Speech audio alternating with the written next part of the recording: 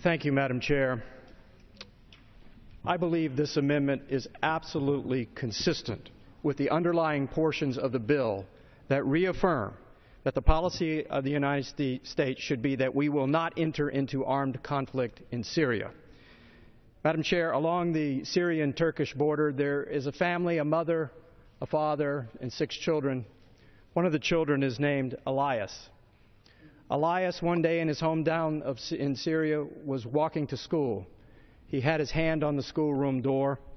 Then all of a sudden he felt another hand come across his face, and everything went dark as he was blindfolded and kidnapped by a Syrian rebel group in the name of liberating the Syrian people. Fortunately, the family was able to get Elias back, but they had to flee to a refugee camp from their hometown in Syria. But perhaps they're the lucky ones, because 160,000 other Syrians are dead. But let's make no mistake, the current president, the ruler of Syria, Assad, is responsible for many of these deaths. Assad is a brutal tyrant, but many innocent Syrians, like Elias and his family, fear the rebel armies even more than Assad. The rebel movement is a battleground of shifting alliances and bloody conflicts between groups that now include multinational terrorist organizations. Some of the most violent and successful rebel militias are linked to al-Qaeda.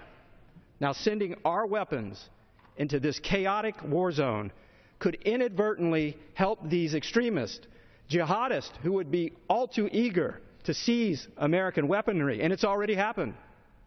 The horror show now unfolding in Iraq suggests that we have already unintentionally aided sociopathic zealots. The murderous leaders of the so-called Islamic State of Iraq and Syria have seized American Humvees and weaponry from the disintegrating Iraqi army.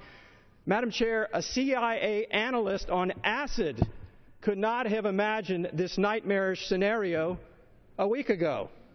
Our best foreign policy analyst could not have foreseen the ferocity and speed of the collapse of large portions of Iraq.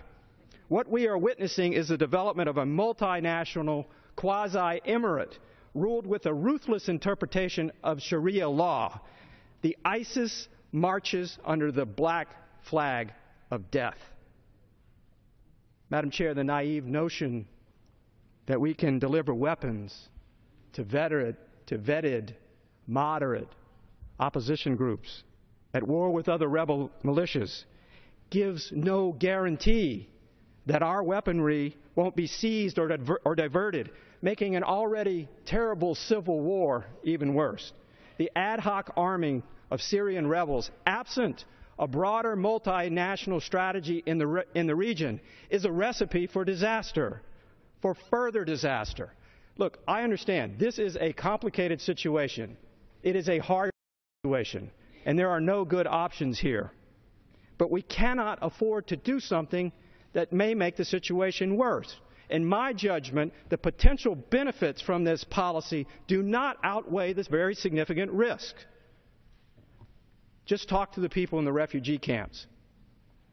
Talk to Muslim families, Christian families who have had to flee their home. Talk to them. And I think we should all remember Elias and what his family has had to go through.